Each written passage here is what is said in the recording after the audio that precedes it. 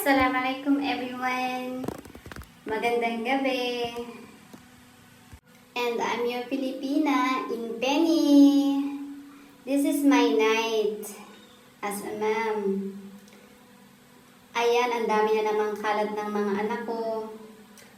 Lagi na lang pinag-iimpis ang nanay. Ginagawa ko yan a day like 5 times.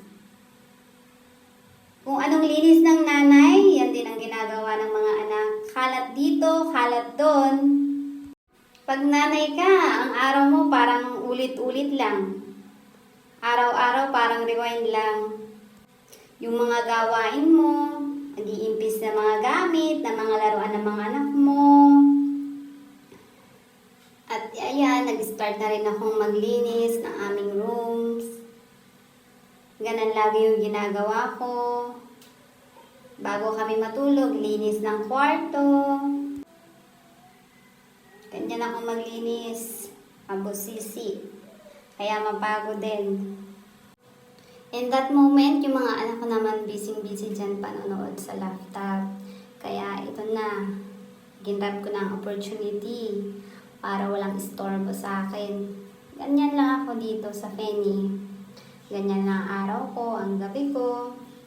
Araw-araw kong ginagawa yan. Kayo ba, as of mom, sa mga ganyang oras, ano yung mga pinagkakaabalahan nyo, yung ginagawa nyo? Kagaya ko rin ba?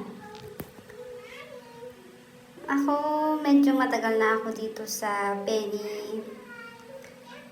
Minsan naiinip din ako.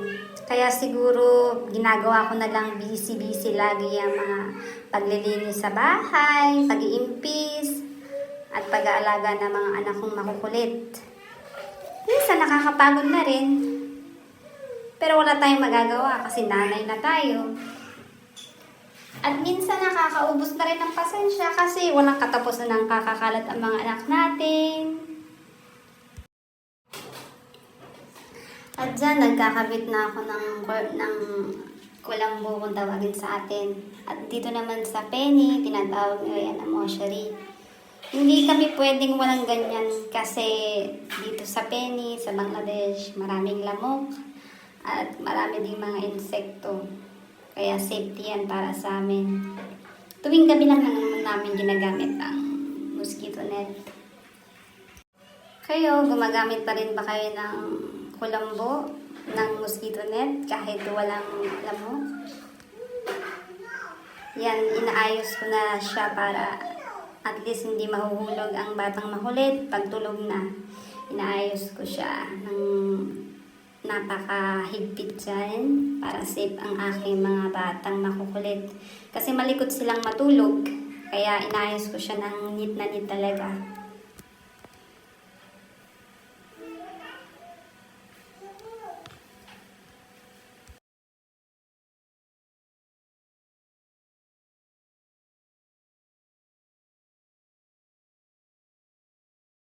Bulambo.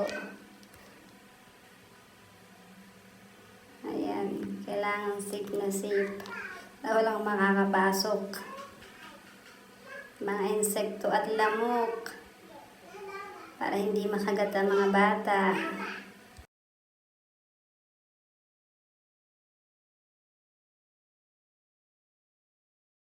At ayan, ready na ang ating bed. As you can see, marami rin kami dyang fan. Kasi wala pa kami ulit AC. Kaya electric fan muna.